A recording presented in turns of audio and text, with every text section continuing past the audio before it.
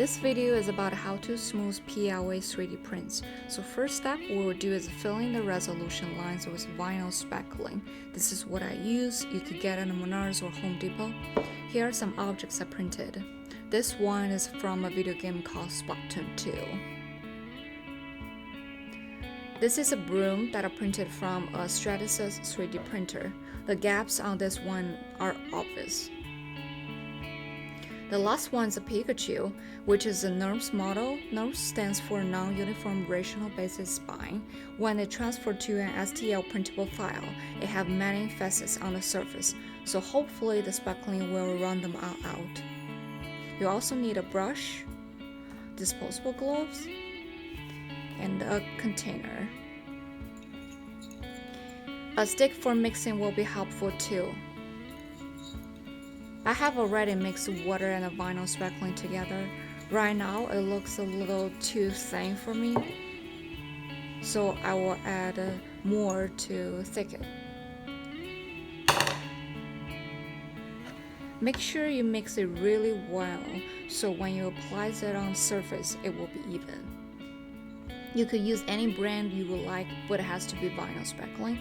Vinyl spackling contains elastic polymers that slightly flex with temperature changes, and also it doesn't dry out or crack after a very long time. Before you print, you can adjust the layer height to be very small to reduce some gapping, but the printing time will be substantially longer. So if you want to get a smooth print, the gaps need to be filled.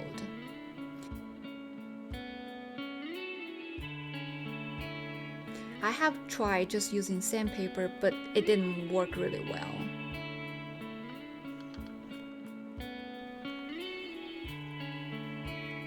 After they dry, check your prints to make sure it looks completely filled.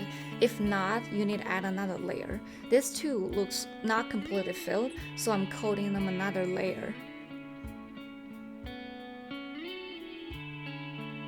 The vinyl spackling dries pretty quick, pretty much about an hour. After second layer dry, let's take a look. I use my finger to touch all the surface to make sure it is ready for the resin coat.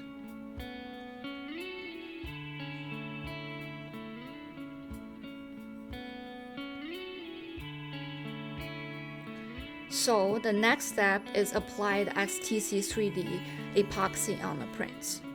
I need to have my safety gear on, my mask, a brush, disposable gloves to minimize skin contact with resin, and a newspaper to lay out on the working surface. It's good for keeping the mask contained.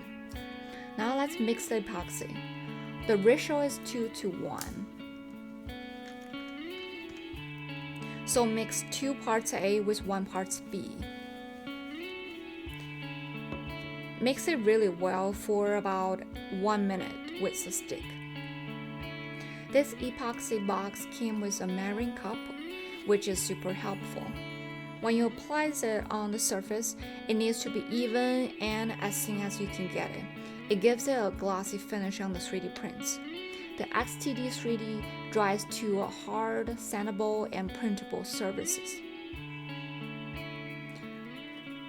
I have made a dry rack for resting the prints. It helps protect from buildup.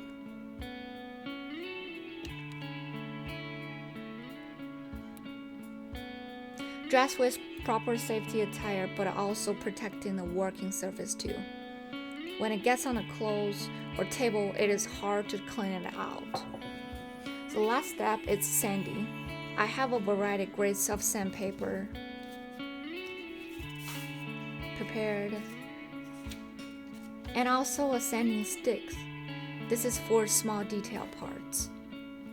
I recommend higher grades when you are sanding, between 300 to 600. This step is not necessary either. It depends on how you want your resin coat to turn out.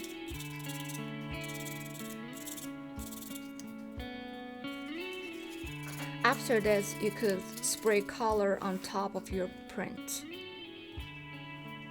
This is about this video. Thanks for watching.